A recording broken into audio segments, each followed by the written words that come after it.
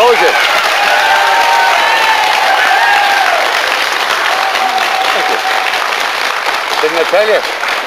They're a fierce, rowdy lot. Do you know that? We're going to have our work cut out containing those today. But we'll also be looking at a collection of old household utensils, the sort of thing Grandma used before everything went electric. And we'll, of course, be flinging £10 notes around for your hints and poems. That's the plan for today, as soon as we've heard the latest news from Eileen Dunn. Edgeways today. You're all very welcome from Conna and the surrounding areas. And lovely to see you. Looking fit and healthy and well, and the glam is only magnificent. I believe you were actually up at 6 o'clock this morning, is that right? Yeah. And on the road at 6:30. Yeah. Well, now listen, for God's sake, don't fall asleep with me here in the show. That wouldn't do. And there's a great old entertainer here, and if I see anyone dozing, I'll ask him to give you a blashed.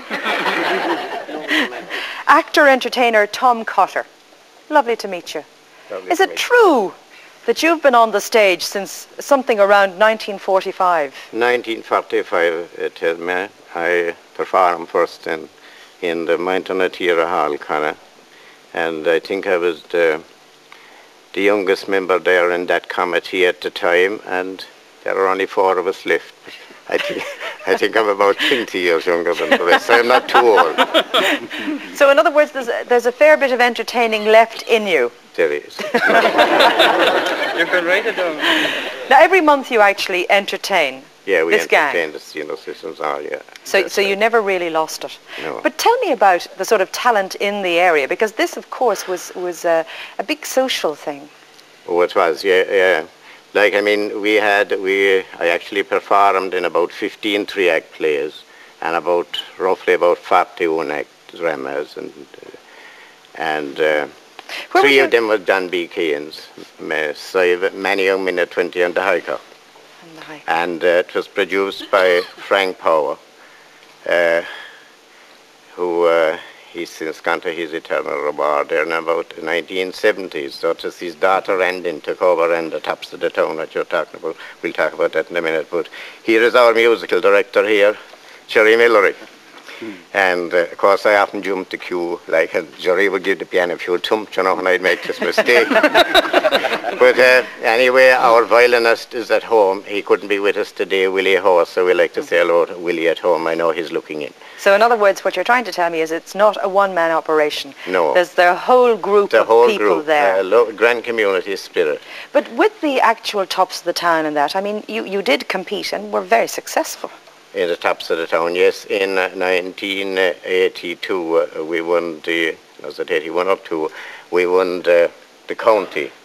Mm-hmm. We performed in the Cork Opera House there for 2 years.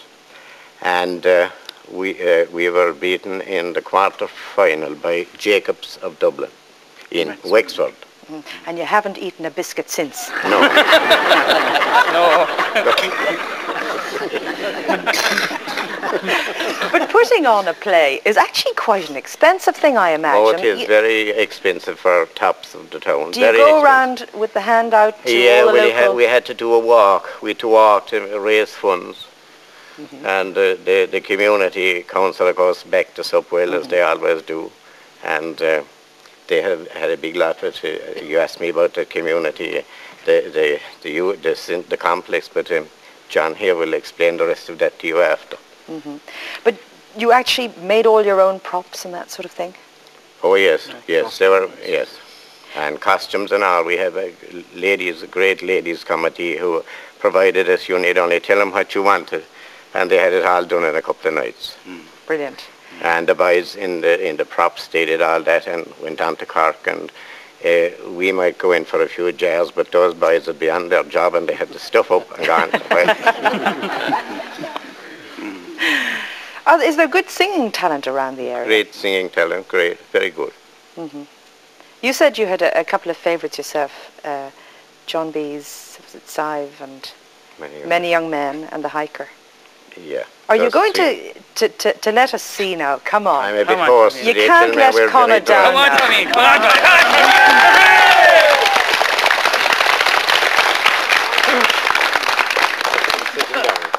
Oh, yeah.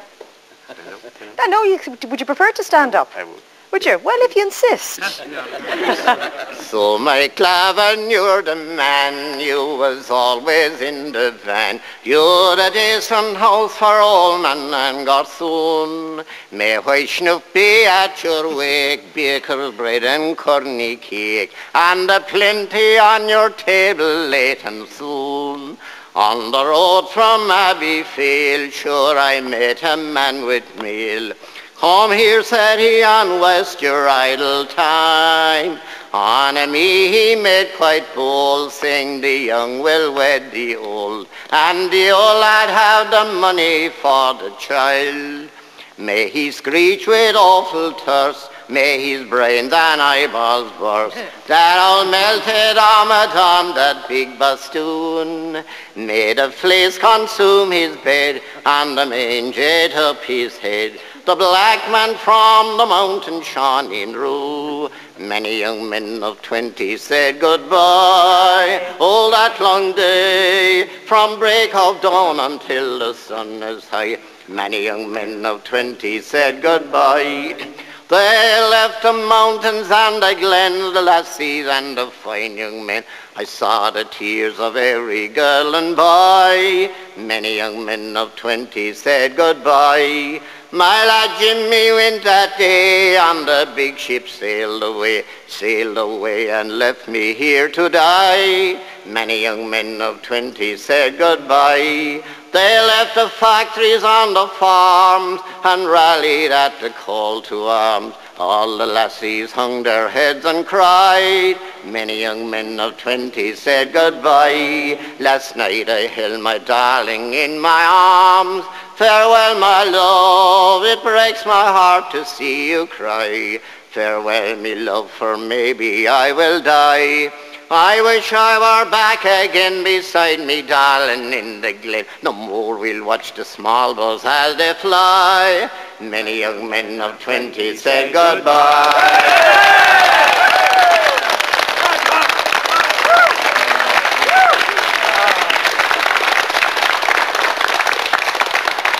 That was only superb, and if we'd had a year, we could have listened to the rest of the verses. Well done, Tom. I'm going to come down to one of those entertainment nights myself.